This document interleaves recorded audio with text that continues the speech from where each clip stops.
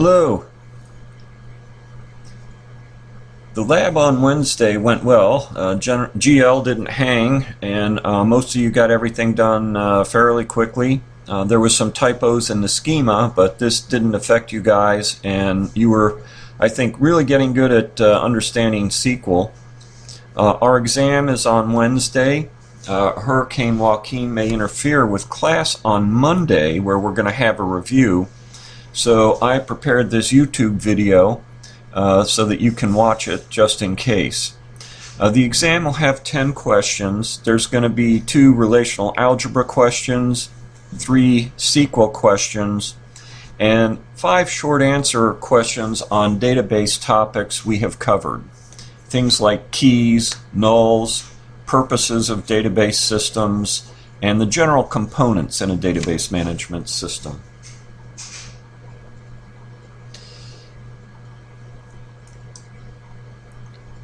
So we'll begin our review.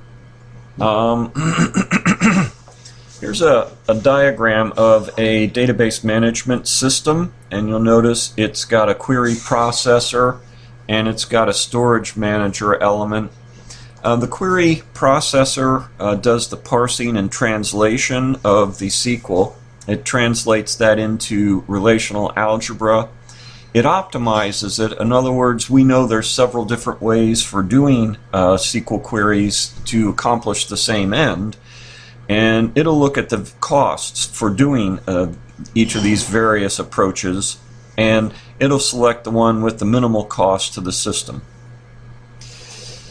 The storage manager is the other major section, and it's a program module that provides the interface between the low-level data stored in the database and the application programs and queries submitted to the system. The storage manager is responsible for interacting with the operating system file manager and for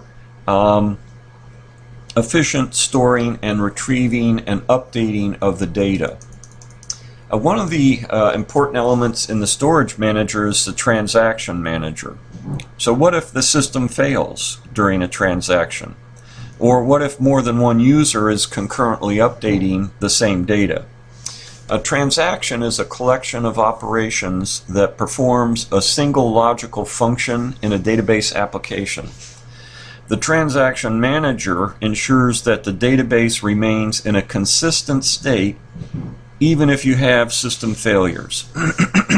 And that can be a power failure, it can be operating system crashes, or transaction failures in your program.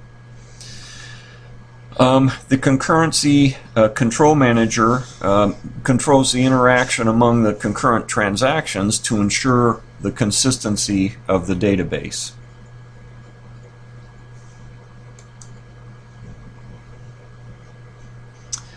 This is an important slide. A DBMS, or a database management system, will perform 5 functions. It'll interact with the file manager.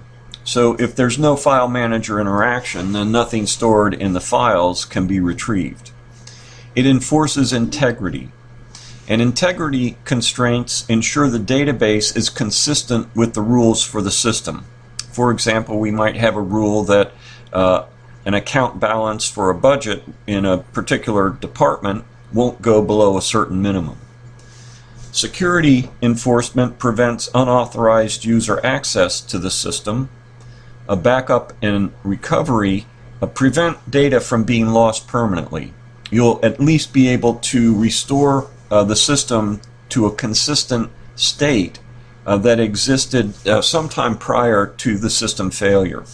And often companies will back up the data, a full backup at night, and then they'll do partial backups during the day at periodic intervals. And finally, we have concurrency control. And that's where we prevent simultaneous actions by multiple users that might overwrite or interfere with each other's work.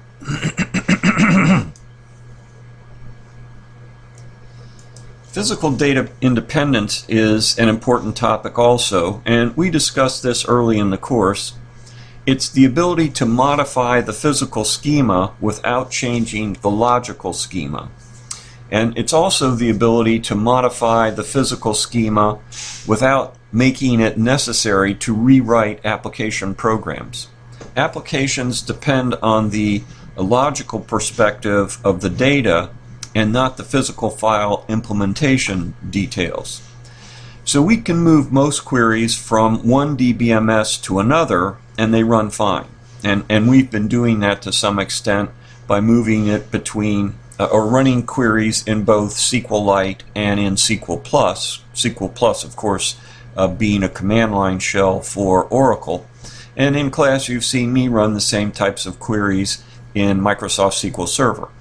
And for probably 85% of the time, they all work fine in all three systems. There are cases where one of the products implements things differently, or it doesn't implement it altogether. But when they don't run a certain query, it's not because of the different file implementations, but because of their different interpretations of the SQL standard. A data model is a collection of conceptual tools for describing data, defining relationships, establishing consistency constraints, recording semantics, like a data dictionary, and that's where we record what the meaning of fields are, like when we say we've got a total credits in the students table, what exactly does that mean? And we also present physical, logical, and the view layers of the database system. The model we've been studying is the relational model, and with this we represent both entities or things and relationship between those things with tables. It's a record-based model. In other words, the database is structured in fixed format records. Each record has the same fixed number of fields, and each table contains records of a particular type or theme, like student or instructor or course. Tables represent entities in the relational model, and again they're made up of rows or tuples of fixed-sized attribute values, one row for each entity instance, or for example one row for each student. A column in a table holds the values of a particular attribute, for example total credits. And a database typically contains a number of tables.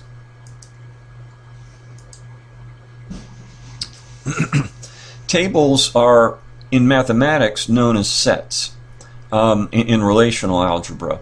They don't allow duplicate rows, and this implies each table has a key.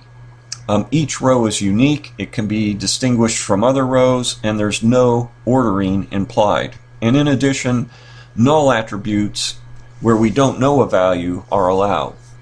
Now, we also pointed out that SQL relaxes this mathematical rigor to some extent for practical purposes. Ensuring no duplicate rows is a costly endeavor, so you can do it, but the default is that duplicates are allowed. And again, the reason for that is performance.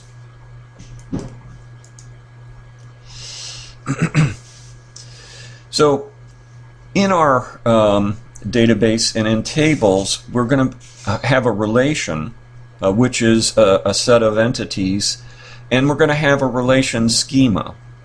And a relation schema is analogous to a type definition in a programming language. And a schema can be used as a map to understand how to connect tables. So we can have a table schema that defines our particular table, and then we can have a set of table schemas, and we might call that a database schema, that shows all the tables in our database of interest and how they might be connected to one another. A relation, on the other hand, is an instance of that schema. So we look at our schema map, and then we have a set of tables in Oracle or in SQLite that actually have a set of rows or tuples in each one of the tables or relations. So in an example right here, we can say we've got a relation schema of Social Security number and name. And then the following table is a relation based on that schema. And we've got, 1, 2, 3, 4, 5, 6, 7, 8, 9 is the Social Security number for John, and likewise 2, 3, 4, 5, 6, 7, 8, 9, 0 is the Social Security number for Mary. So we've got two instances of our entity in our table. Keys are another important concept. We use them to search and locate a record in a table, or we use them in table joins or for referential integrity. We discussed several types of keys. 3 are related to search and location.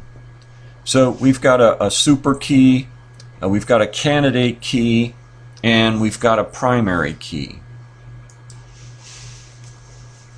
A super key is a set of one or more attributes that, taken collectively, allows us to identify uniquely an entity in the entity set or a record in the table. A super key may contain a number of different attributes. A super key for which no proper subset exists is also known as a candidate key. And that means it's a minimal subset. You can't take any attributes out and still uniquely identify a record. Now with a super key, we did say it can contain extraneous attributes. In other words, it may contain Social Security number, campus ID, name, and date of birth as a key, a set of attributes for a key. And some of those are extraneous. We don't really need those to uniquely identify a record. In fact, we could probably uniquely identify it with either the campus ID or the Social Security number. The primary key is one of the candidate keys that is chosen by the database designer as the principal means of identifying entities within an entity set. And that's usually chosen for business reasons. For example, we might decide we don't want to use Social Security number because of all the concern over identity theft, and therefore we would use the campus ID.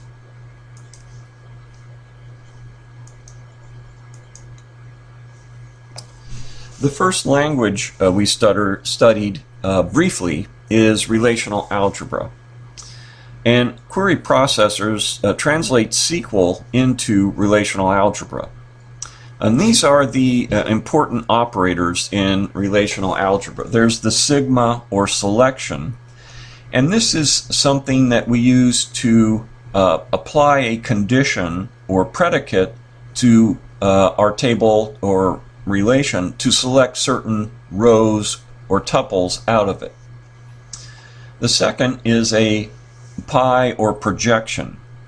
And that's where we select certain columns or attributes out of a table, and we display only those.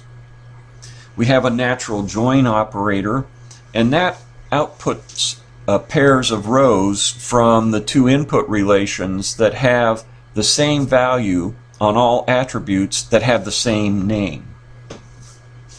We have a Cartesian product, and that's the set of all possible combinations of rows from the two relations in the Cartesian product. And we noted that that's usually not something that's desired as an end result, but it's an instrumental result that we can use in our analysis and in our processing to get to the end result. And then we have a set of set operators like union, intersection, and except.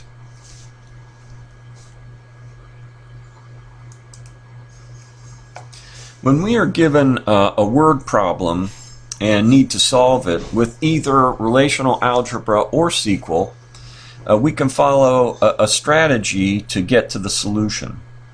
So we can take the problem requirements as goals.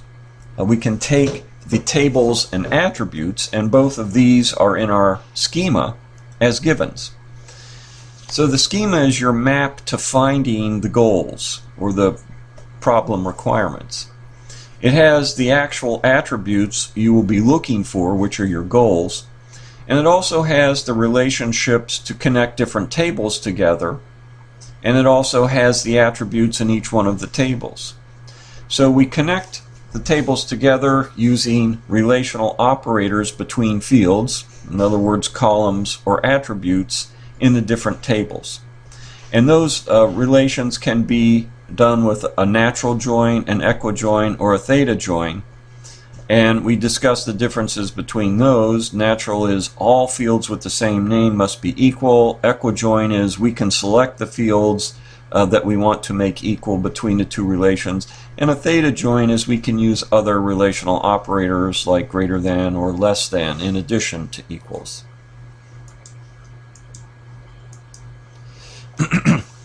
We talked about a schema for a table, and a database has a schema also, and it consists of all the table schemas and how they interact or relate. This becomes a roadmap for us to use in finding the data and associating tables with one another.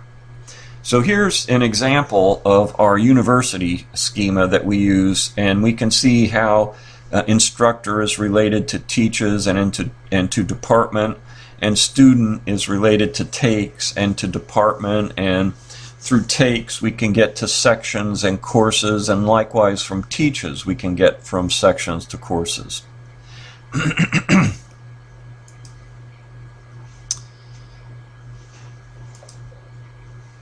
So here's a sample problem for relational algebra. Let's find all buildings with a room that has a capacity to seat more than 100. So our goal is to find a building or buildings. The condition or the predicate or the filter is the rooms that must be a room in that building that has a capacity to seat over 100 people. So let's go back and look at our schema.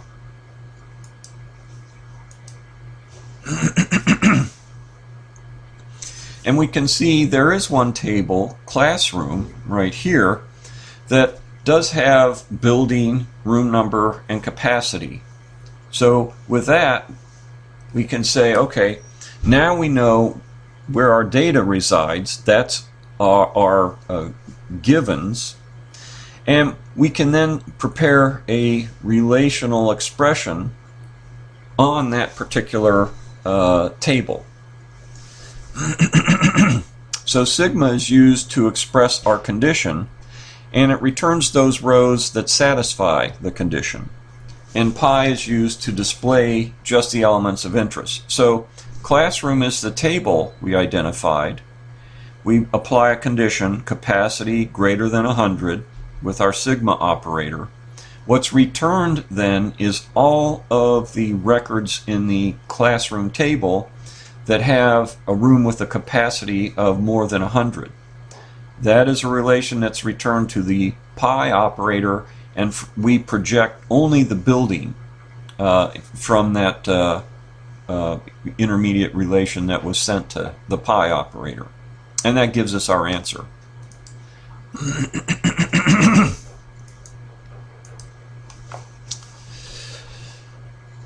This is an important topic. It's important to understand how nulls affect the database.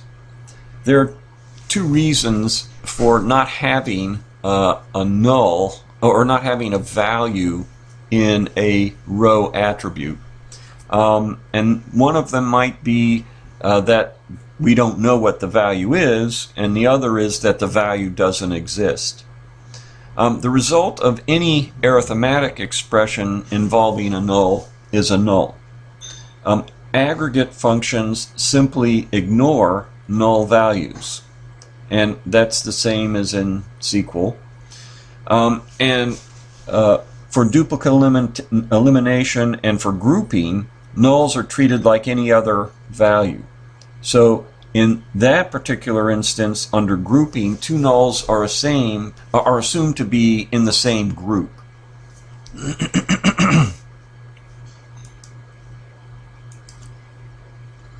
We spent a good deal of time discussing the SQL language, and you have had 2 labs to study this language, and you've demonstrated your proficiency with it in a homework. SQL is based on set and relational operations. It has a form of select a series of attributes from a series of relations or tables where a predicate or a set of conditions holds true. So there is an equivalence between a relational algebra expression and a SQL query. We can take the from, and that becomes our Cartesian product of our relations. So we can see that here and down here. Then we apply our predicate or filter with the sigma operator. So the where is kind of equivalent to the sigma operator. We apply the condition there. And then the select is we say what attributes we want. And then we use the pi operator as the equivalent for select. And we put the set of attributes.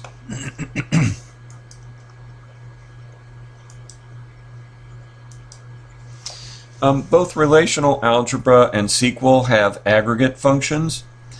They operate on a set of values from a group of rows or the whole table. And we've reviewed these aggregate functions: average, minimum, max, sum, and count.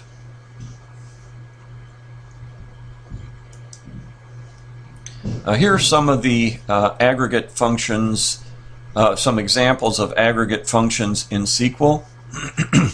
Find the average salary of instructors in the computer science department. So the goal is average salary, so we select average salary from instructor where our condition is computer science department, where department name equals comp dot space sci dot. Another example is find the total number of instructors who teach a course in the spring 2010 semester. So we use the teaches relation or table, and here we're going to select count, and we're going to want a distinct count because some instructors might teach more than one course, and what we're asked for is the total number of instructors, so we don't want duplicates in that. So we select count distinct ID from teaches, and then we give our predicate where semester equals spring and year, right there, spring, and year equals 2010, right there.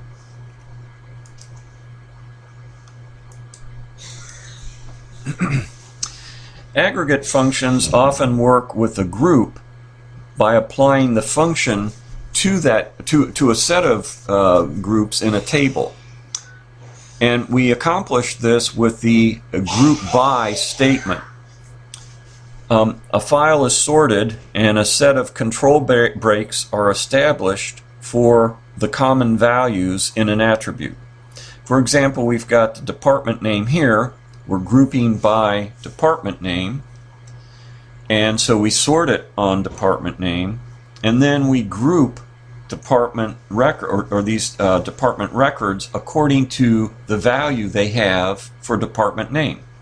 And this becomes a set of control breaks. Whenever the value changes, we have a control break and we go to the next value: computer science, electrical engineering, finance.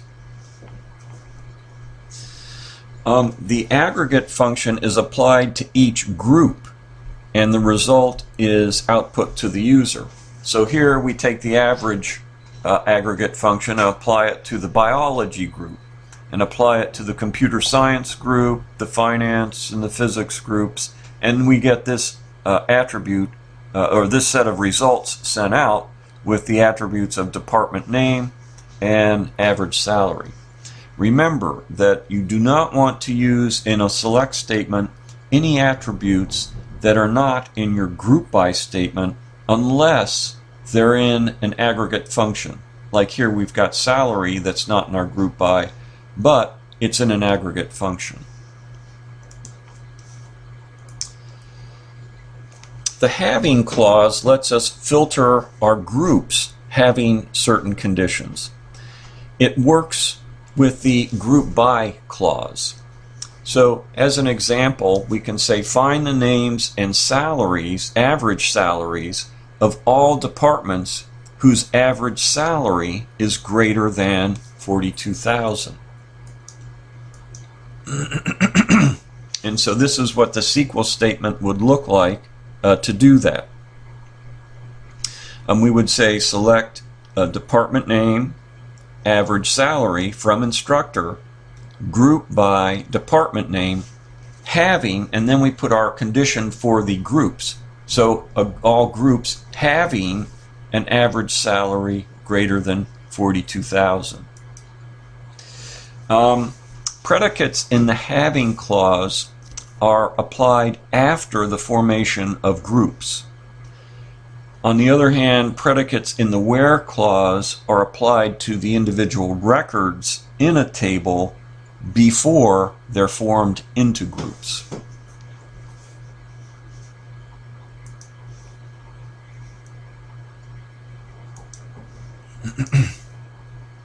Sometimes the data we need is not all in one table.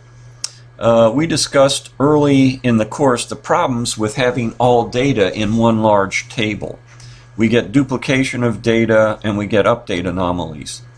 So we decompose the one large universal table into a set of tables to avoid these problems. In the process, we introduce a new problem, namely a query on one table does not always get us the answer we need. To solve this problem, we do joins. And a join operation takes two or more relations and returns as a result one relation. A join operation is a Cartesian product that requires that tuples in the table relations or in the two relations match under some condition. It also specifies the attributes that are present in the result of the join. So here we have two relations that have related information about courses. One table has course organization information and the other has course prerequisite information. Notice that prerequisite information is missing CS315. In other words, we don't see CS315 down here, but it is up here in our course table. And the course information is missing a course for CS437, even though it's in our prerequisites table.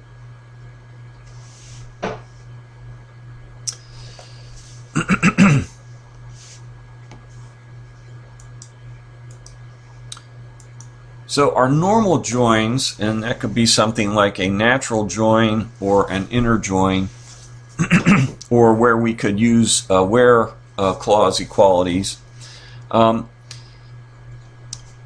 Here is the result of such a join. And of course it's system dependent whether you use a natural join, an inner join, or where clauses. As we noted, Microsoft SQL Server does not support natural joins.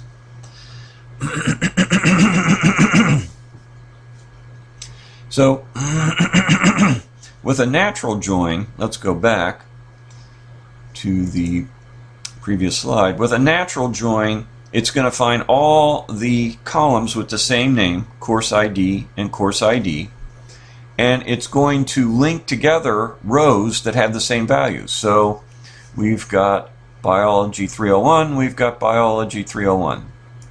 And in our result, we've got Biology 301 with the information from course, and we've got Biology 101 with the information, Biology 301 with the information from prerequisites. Now here we're using an inner join, and with an inner join we get duplicate course IDs. With a natural join it would not have two course IDs, it would only have one. It gets rid of the duplicate column for us. But we're missing some information when we do that type of join, an inner join or a natural join. Because course organization information is missing for CS347, and prerequisite information is missing for the robotics course. With SQL, we can designate that we want to incorporate such information, and we do this with an outer join. And an outer join is an extension of the join operation that avoids loss of some or all information. It computes the join, and then it adds tuples from one relation that do not have a match with tuples in the other relation. And it fills in the missing information with null values because there is no information to put in there. So here are the results of a left outer join on the two tables we just looked at. And notice that the missing prerequisite information is filled with nulls in the robotics record. So we had these first two are the results from our first inner join. Then we do a left outer join. That's going to pick up all courses even if they don't have a prerequisite. And here we pick up robotics and we just put in null because there is no information for that prerequisite. On the other hand, we can do a right outer join, and they're analogous but symmetrical. Notice that the missing organization information is filled with nulls for CS347. So we have our course ID and prerequisite ID for CS347, but we don't have any of the organization information, and so we fill those attributes with null. And here is a full outer join, and that includes all information we have from the two tables and how they relate. For missing fields, in other words, fields with no values, the system returns nulls. So here's our robotics with a null for prerequisite, and here's CS347 with nulls for the organization information. And here are two different approaches to doing outer joins. If your database management system supports natural joins, then you can do the first one. Again, note that Microsoft SQL Server does not support that. But all of the database management systems that we'll be using in this course, in other words, the three we've been introduced to, Oracle, SQLite, and then of course I've been demoing SQL Server, and then likewise MySQL is one we're going to start looking at in a couple of weeks. They all support a full outer join using, and then you give the list of attributes. Finally, we talked about views. Views provide confidentiality for sensitive information, and they provide a mechanism to store complex queries and reuse them via denoting the view name in our query of interest.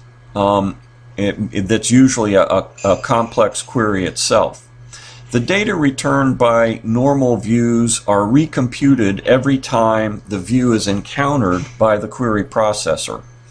For materialized views, they are stored in a table and updated via some defined rule.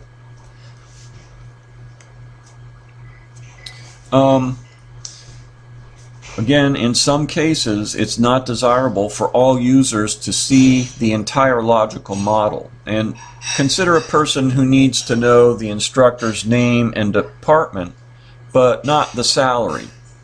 This person should see a relation described in SQL by select ID, name, and department name from instructor. And you'll notice that we're not selecting salary. A view provides a mechanism to hide certain data from the view of certain users. Any relation that is not of the conceptual model but is made visible to a user as a virtual relation is called a view. And this is how we define a view. We'll say create view, and then V is the name of the view as, and then we give a query expression for what the view will do.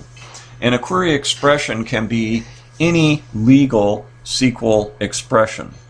And again, the view name is represented by V. Once a view is defined, the view name can be used to refer to the virtual relation that the view generates. A view definition is not the same as creating a new relation by evaluating the query expression. Instead, a view definition causes the saving of that expression, and that expression is substituted into queries that use the view. So you can see how, in the case of normal views, the data that is returned is recomputed every time you use the view in a particular query. And as we noted, that's not the case for materialized views. So here's some example views. Let's create view faculty as select ID, name, and department name from instructor. And then if we want to find all of the instructors in the biology department, we say select name from faculty. Faculty is a view. We don't have a faculty table, we have an instructor table, but here we're using the view that we created right up there. Create view faculty from faculty, where department name equals biology. And as we went over in class, you can update through a view, but you have to think through the consequences, because the results may not be what you expect. The SQL standard provides for updates through queries, but most database management systems only provide for those kind of updates through very simple views. And for example, we can add a new tuple into the faculty view by entering insert into faculty, our view name, values, and then an ID, name, and department. So what happens is in our instructor table that is beneath faculty, what will be inserted is the ID, the name, the department, and then null for salary. So of course this means that we have to allow nulls in our salary field. So this is an overview of the topics that we've covered in the course so far. Seems an appropriate place to have an exam. So we'll have an exam on Wednesday, and if the campus isn't closed by the university, I'll see you in class on Monday and we'll go over this again.